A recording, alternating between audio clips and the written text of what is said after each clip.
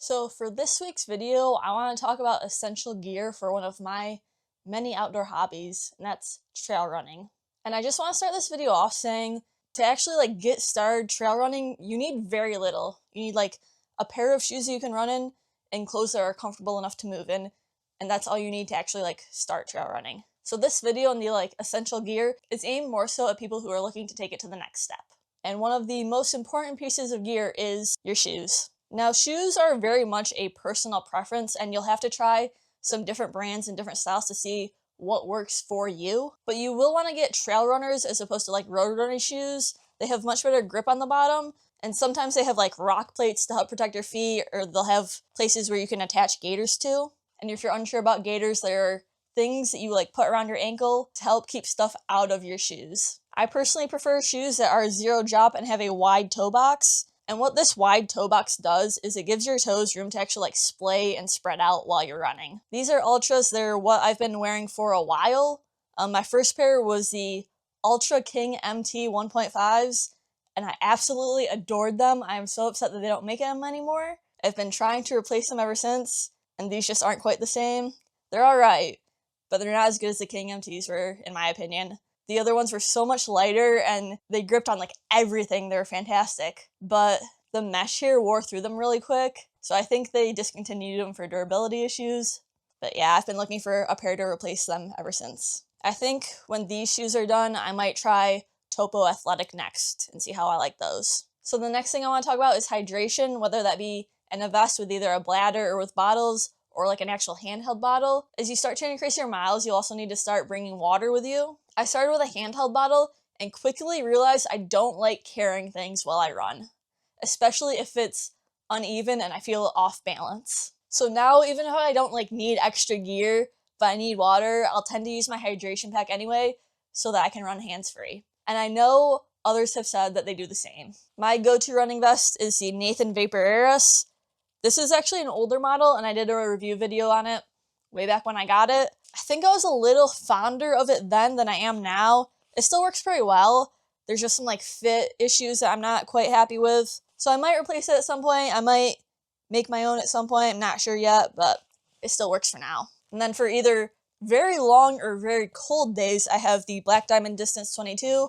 I just did a review video on this one as well.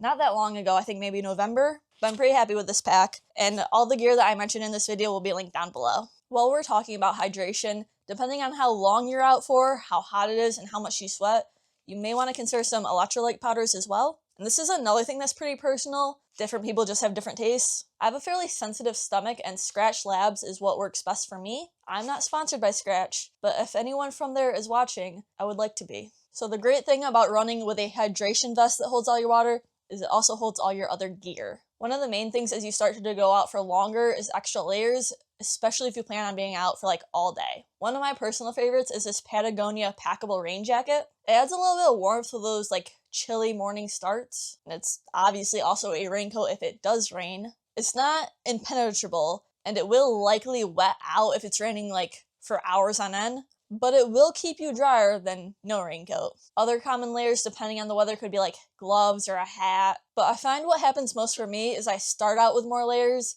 and then I shed them and put them in my vest as I'm running. While we're on the topic of clothing, over the past year, I've become very fond of sun hoodies. It's very nice to not have to worry about reapplying sunscreen, at least on your arms and shoulders. The next thing you may want to bring, depending on where you're going, is some sort of emergency communication device. Now, if you're somewhere where you're going to have cell service anyway, your phone's fine.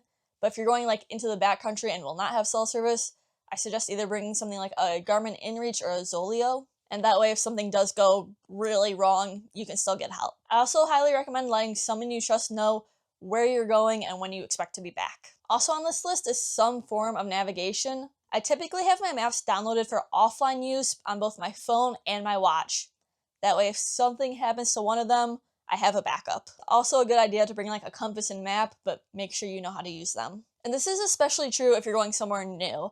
On the trails that I run near my house all the time, I'm not worried about navigation. I know them well enough. I'm not gonna get lost. Also, if you're already bringing your phone for either communication or GPS purposes, it's also fantastic for taking pictures of wildlife. So generally speaking, anything over an hour and a half to 2 hours, you're gonna wanna be taking in calories while you run. Some electrolyte mixes do have calories in them, so you may be covered depending on what you choose, but you may need additional calories. Store-bought gels like Huma, Untapped, or Mere Energy are all great options. Granola bars are also a really good option. I really like these Pro bars because they're really dense. This one bar has 410 calories in it, but what that means is I can eat like a quarter of it at a time. Waffles, like Honey Stinger waffles, are also a really popular choice, and they're very good in my opinion, but I cannot run with them without absolutely crushing them. If you prefer, there are also more like real food options like dried or freeze-dried fruit, bananas, applesauce, nut butter packets, things like that. Also, peanut butter and jelly sandwiches taste fantastic mid-run, in my opinion. So one of the smaller things I always have with me is chapstick, and this is not essential like my intro mentioned, but if my lips get chapped mid-run, it makes it significantly more comfortable, so I always bring it with me. Some people really enjoy like running specific sunglasses. I've personally never found them to be that comfortable, but I do like running in a hat. It helps keep the sun off my face, and to me is more comfortable. They also work better in my opinion if you're going like partially covered areas where there's like a lot of light sections, a lot of dark sections, and you're going back and forth a lot. So another piece of gear you should probably consider bringing is a first aid kit. Now this isn't something that I bring on every run. Like if I'm going to my local trails, most of the time I'm never more than like a mile from the trailhead because they're loops. So in most cases, not a big deal. But if I'm going out into the backcountry, first aid kit. And remember, if you're running, you don't want to use NSAIDs as a pain reliever. So there are a few more things I'd like to add, and these are things like the first aid kit where if I'm going somewhere real local or like not real far, I won't bring it with me. But if I'm going like to spend hours in the backcountry, I will. First is Body Glide, or like whatever type of anti-chafe you like. Most of the time I'll just put this on before I start running, but if it's gonna be a really long day, might want to bring some extra. Next is your bathroom kit. Kind of self-explanatory if you're gonna be spending hours out in the backcountry. Next is a headlamp. So obviously you want to bring a headlamp if you are planning on running into the night, but even if you're not, you might want to still bring it depending on how long your run is and where it is, because you may be out longer than you expected. And lastly is a knife or multi-tool. I have a couple different multi-tools, but I'll usually bring my like basic Swiss Army knife. Do you have any trail running essentials that I didn't mention? Be sure to leave them down in the comments below. Thank you so much for watching, and don't forget to be always adventuring.